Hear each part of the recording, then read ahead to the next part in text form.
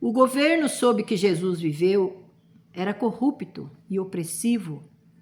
Clamavam de todos os lados os abusos, extorsões, intolerância e abusiva crueldade.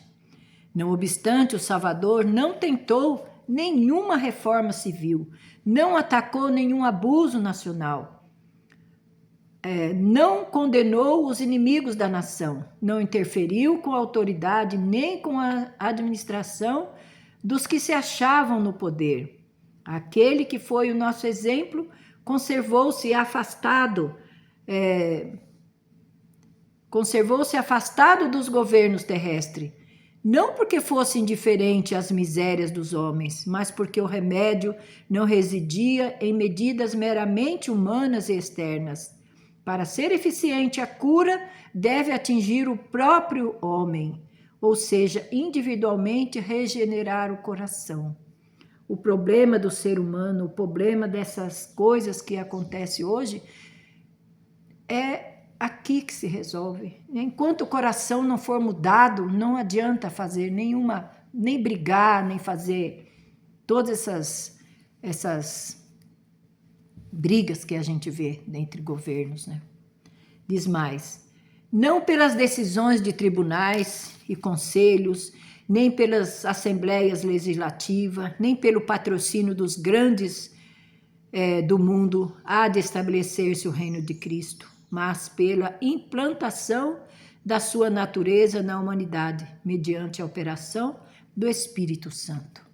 Então, o homem só consegue uma mudança do coração. Sem mudar o coração, nada se resolve. Não adianta eu me candidatar, ser lá um deputado, um senador, um governador, um presidente, seja lá o que eu possa ir lá. Eu não vou conseguir fazer nenhuma reforma na vida. Vai continuar toda essa desgraça que nós vemos, né? De matança, de roubo. O homem só deixa de roubar quando ele aceita Jesus, só deixa de ser um criminoso quando ele aceita Jesus. O homem só muda se o coração mudar. Então, lá em São João 12, aliás, 1,12, diz assim: a todos quantos o receberam, deu-lhes o poder para serem filhos de Deus, a saber, os que creem no seu nome. Por quê? Diz aqui, porque eles não nasceram do sangue nem da carne, mas da vontade de Deus. Então, quando o homem entrega o coração, quando o homem nasce de novo, eles não vão nascer novamente da carne, como Nicodemos pensava, né? Posso entrar no ventre da minha mãe e nascer de novo? Não. Ele sabia muito bem como era. É nascer da parte aqui, ó, do coração. Nascer da vida espiritual. Se tornar um cristão de verdade. Então, o único poder capaz de erguer a humanidade de novo, tirar a humanidade desse mundo de trevas, é quando ele aceita Jesus no seu coração. E o instrumento humano, ele pode realizar grandes obras quando ele tem o coração regenerado, né? A observância da palavra de Deus faz o homem um poderoso instrumento das suas mãos. O último texto que eu quero ler, né, da página 490, diz assim: hoje, como nos tempos de Cristo, a obra do reino de Deus não se acha a cargo dos que reclamam o reconhecimento e o apoio dos dominadores terrestres e das leis humanas, mas dos que estão declarando ao povo em seu nome as verdades espirituais que operarão nos que as recebem. A experiência de Paulo: já estou crucificado com Cristo e vivo, não mais eu, mas Cristo vive em mim. Então eles trabalharão como Paulo trabalhou, né? De sorte que somos embaixadores da parte de Cristo, como de Deus. Como se Deus por nós rogasse: rogamo-vos da parte de Cristo, que vos se reconcilieis com Deus. Então, quem são os embaixadores? São aqueles que entregam o coração a Jesus, têm seu coração regenerado e dali em diante eles se tornam embaixadores de Cristo. Eles agora levam outros também a aceitar. Então, a comissão que Jesus deu aos seus discípulos, quando ele diz: ide e pregai o evangelho e fazei discípulos, essa é a comissão que nós temos também hoje. Temos que fazer discípulos para Cristo, temos que pregar a verdade para o tempo presente, Só as verdades do presente tempo é que pode regenerar um coração turbado. Um coração que vive nas trevas. Para ele sair das trevas e vir para a luz, ele precisa entender que o reino de Deus está dentro do coração e precisa ser despertado. Ele precisa se despertar, né? Deixar de olhar as trevas e olhar para a luz.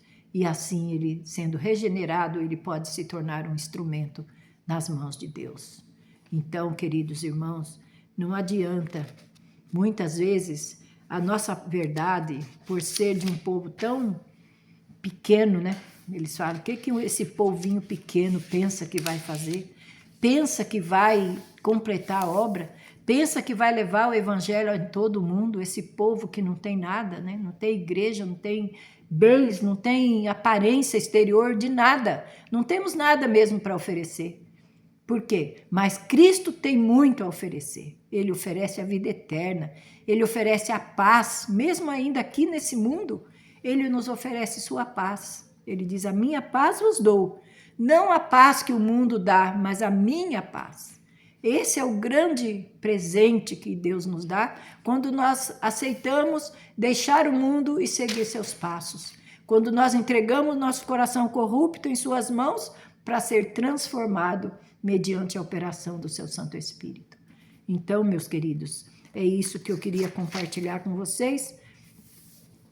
E a gente fica muito triste quando somos taxados, né, de povinho, de Zé Ninguém, somos assim olhados com desdém porque não temos nada. Não temos mesmo, não temos mesmo. Esse mundo não é nosso. Não, nós não pertencemos a esse mundo, então não podemos ter nada realmente. Mas o que temos é a graça de Jesus nos nossos corações. E é isso que nós queremos dividir com o nosso semelhante. Que Deus abençoe a nós todos, que Ele nos conceda a sua paz, que a paz é a coisa mais importante que nós podemos ter nesses dias de tanta confusão e de tanta coisa ruim.